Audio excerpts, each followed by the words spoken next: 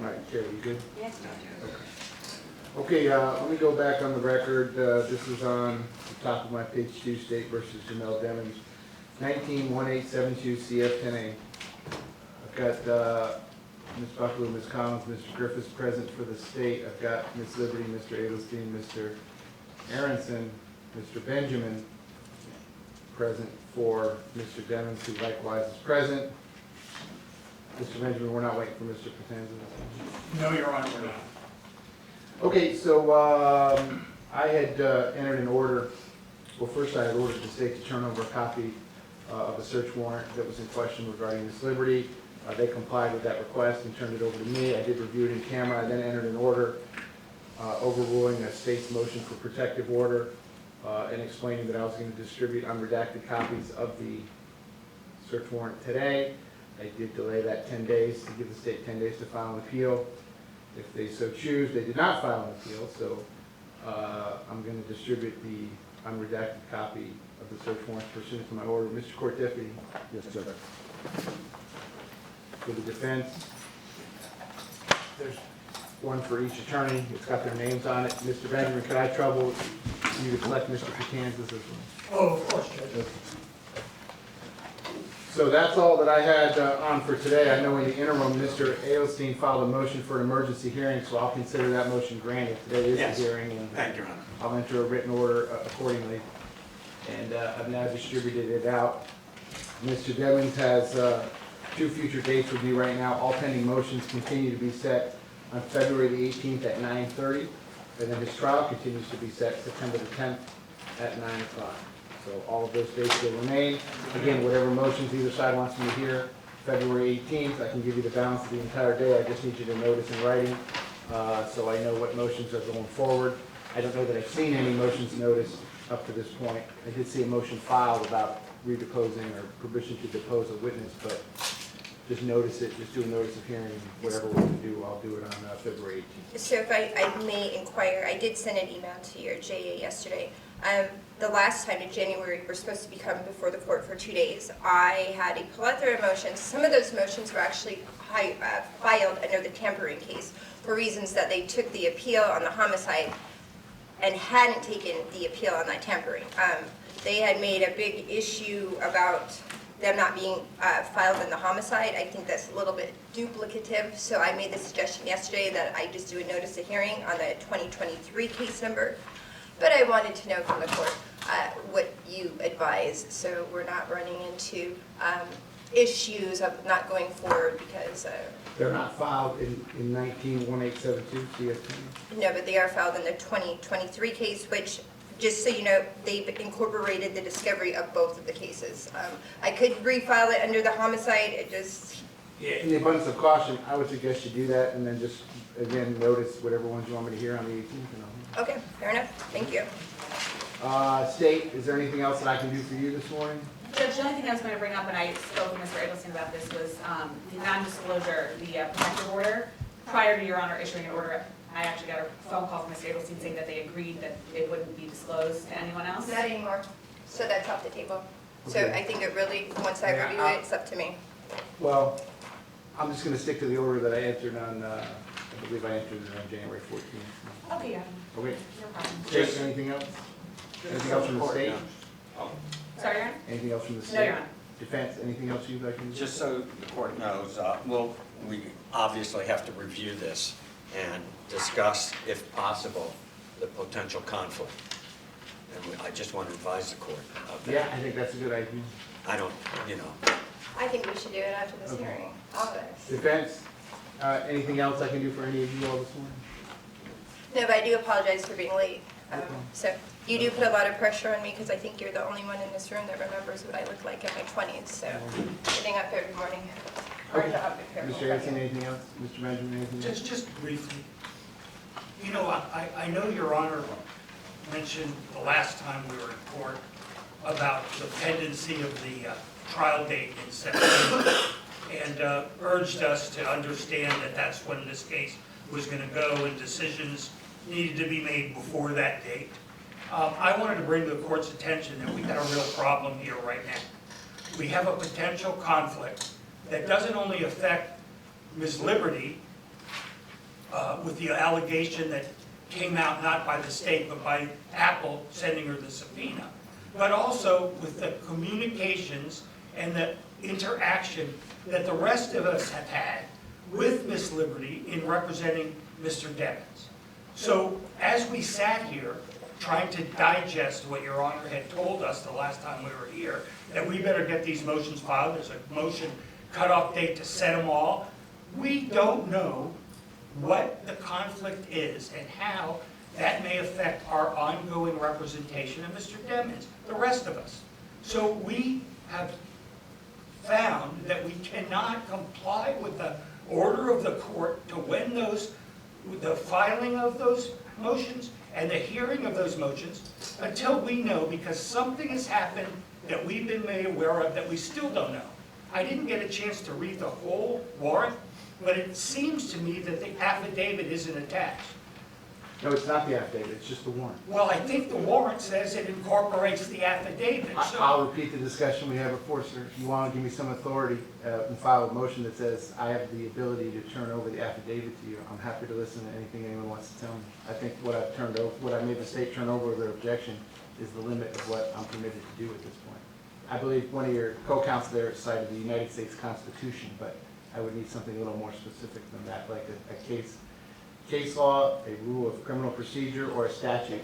And I'm happy to give you a hearing on any written motion regarding that. But this issue, and I agree with you, it's a very important issue, but this is an investigation that you all have to conduct and a discussion that you all have to have with your client. I don't have anything to do with it. And of course, we have no ability to investigate secret doings of the state attorney and BSO that we don't have the right to see. So I just wanted to bring to Your Honor's attention that it's somewhat of a dilemma here, and that you know, we'll file what we can and see what we can get. But right now, we're at a real loss to be able to represent Mr. Demings the way he needs to be represented. So that's. So Judge, if I may add on to that just briefly, essentially because the one portion of this case that I took on and actually have been, lots of money was put into training me on this very issue of these phones, right? So I know what they would have got off of this iCloud. They would have got information regarding my emails. I'm assuming there's further emails, warrants to my email accounts. I am concerned, going off what he says, that there's communications between my experts. Almost all my communications are on my emails with my experts, motions, depositions from other cases. So there will be further inquiry to that, and I think we're granted to that. But looking at the court's own order, you had, and I forget the name of the case, but the basis was saying that it's been, what, 14, 15 months at this point? There's no imminent arrest. So I read it as you're finding that there is no criminal investigation, and that was the basis of not letting us have the affidavit. The initial time was. No, that's not correct. If this was the statute, the state would have been right. I just found that the state hasn't done anything, and based on the particular procedural posture of this case, whatever it is that they got as a result of this, they got it over a year ago, so if they wanted to charge you with something or arrest you, they've had a year to do that. I'm not going to sit around and wait for them to make that decision. They obviously haven't made the decision. The statute says if there was an ongoing case, you wouldn't be entitled to any of this. Okay, fair enough, Judge. So I'm just complying with what the statute says. Your Honor, may I speak? Sure. When we were here the first time on the case, I'm the one that brought it forward, the motion, and you asked me what my authority was. I had cited to the court the case of Rutledge versus State, 150 Southern 3rd, 830, 2014. You asked me what my specific authority was, and I said the 6th Amendment and the 14th Amendment. I'd like to read from Rutledge, if I may. At the risk of being redundant, we once again emphatically state that when a pretrial disclosure of possible conflict of interest is raised, the trial court must either conduct an inquiry to determine whether the asserted conflict of interest will impair the defendant's Sixth Amendment right or appoint separate counsel. So with all due respect to this court, Your Honor, that's your job, is to find out whether or not there is a conflict and for you to help in the investigation. We don't have the power. Without the court's help, we'll never know if there's a conflict until possibly it's too late.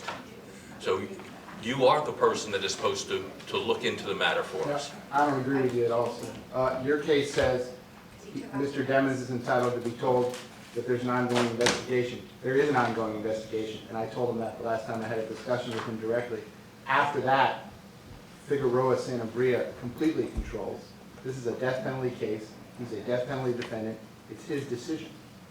Yes, but it says here, the trial court must either conduct an inquiry to determine whether the asserted conflict of interest will impair the defendant's Sixth Amendment right or appoint separate counsel. So that's Mr. Demons' decision, and the last time you all got almost hysterical that you didn't even want me to talk to him about it. You want me to talk to him about it today? But you have not conducted any inquiry, with all due respect. The inquiry is with your client, sir. No. It's not my job to investigate. The trial court must either conduct an inquiry. Yeah, that's with Mr. Demons. That's the inquiry. Well, I can you're tell him, there's a conflict. There's a conflict, all right? The same law enforcement agency the same state attorney's office that's trying to impose a death penalty on him is conducting a criminal investigation against one of his lawyers. So I can save you all that trouble. There obviously is a conflict. Whether Mr. Demons wants Ms. Liberty to continue or all of you to continue, that's his decision, but there's nothing else I can do about it. You all conduct whatever investigation you want. What did you want me to do, Mr. Anderson? You want to start deposing witnesses? Deposing witnesses, have You inquired. want me to start deposing witnesses? I want you to inquire of the state what evidence that they have of a conflict, so we know, in fact, that there's a conflict or not. The state says there's a conflict too. You Well, read their pleading. they say my client, they say my client's Hold on, guilty, one at a but he's time. entitled to a trial first. They filed a motion that said, I'm supposed to remove her. They think I get to decide who's Mr. Demons' lawyer is, not Mr. Demons. I couldn't agree with that. I couldn't disagree with that more. It's his decision. I believe, as the court, you have an obligation to ferret out what the conflict is so that we can make an informed decision. Right now, we can make no decision. Right now, we can file no motions because we don't know whether we're subject to the conflict at all. Right now, our hands are tied. It's up to the court. You're the gatekeeper for all. I'm imploring the court to find out what the nature of the conflict is so that we can advise our client. Right now, you're just saying to our client, hey, the state says there's a conflict, so you could get rid of your lawyer or keep your lawyer. That's not enough. That's not a Sixth Amendment protections. You want him to make a decision in a vacuum. This is a murder case. Sir, with all due respect, this isn't a vacuum. He can sit down with Ms. Liberty, and you can sit down with Ms. Liberty. She's well aware of who she's emailed. She's well aware who she's called. She's well aware of what's on these records. So talk to her. It's incumbent on you all to fully inform your client. That's not my job. That's your job. Well, So tell him what's on there, and then tell him what the conflict is, and he makes a decision. I had this discussion with Mr. Demons. The conflict is, at some point in the proceedings, is Ms. Liberty going to make a decision that's not in Mr. Demons' best interest, but it's in her best interest? Okay? You all know what you're doing. I'm not going to do your job. You have to do your job. No job, Judge. With all due respect, I want you to do your job. And I don't believe the court is. I think the court is shirking its responsibility. I disagree with you, sir, but you can file whatever appropriate written motion you want. I'll give you a hearing on it, and then you can seek appellate authority to a higher court if you think I've done something wrong. Thank you. Will the court at least inquire from the state if the investigation is still ongoing as we sit here It today? is ongoing. They told you that the last time. Still, You said that last time, yeah. still ongoing. It's still ongoing. Yes. And have there been other search warrants and affidavits? I have no idea, sir, but this is a discussion that you all need to have. I don't have anything to do with this. We can't discuss if we don't know the nature of the conflict that they're alleging, other than she's under investigation. That doesn't cut it, Judge. They said, hold on, sir. I'm Again, sorry. with all due respect, they told you the last time, on the record, it was regarding this case, because I asked them. I said, are you investigating Ms. Liberty regarding alleged criminal conduct that has to do with this case, that has to do with Mr. Demons? And they said, yes. So that's what it's about. Well, then under discovery, for Mr. Demons, they're required to give us that information. Anything that is relevant to the guilt or innocence. Of Mr. Demons. Yeah, well, I agree with you. okay. And if it's related to the murder case and the tampering case, under 3.220, they gotta give us that So information. file a motion to compel under 3.220. Okay. We will. With particularity, tell the state, this is what I want.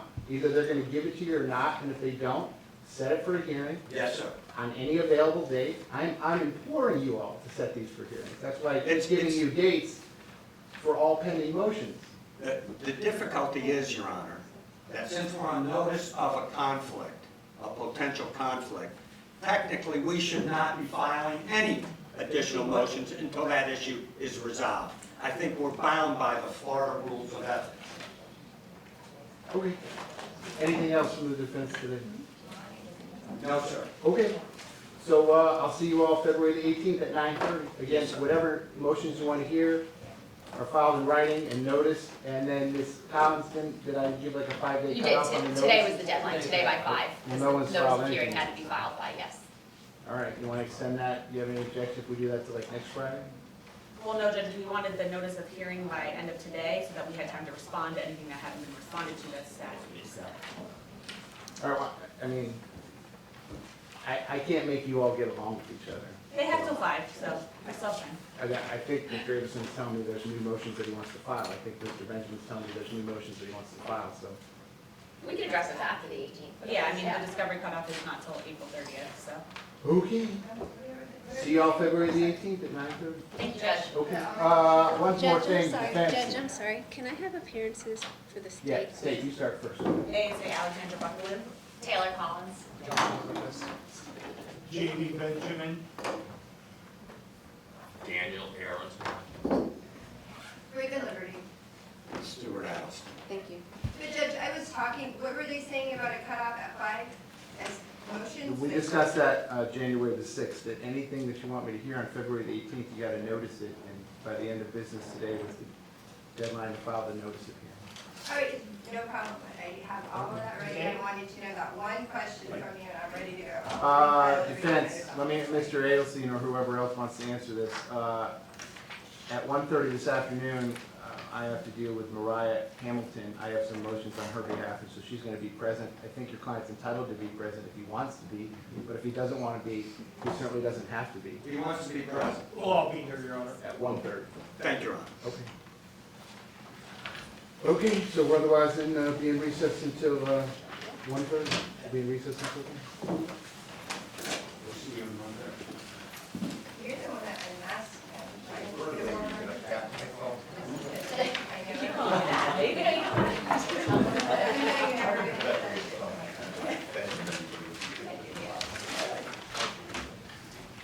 How'd you mount? See you later.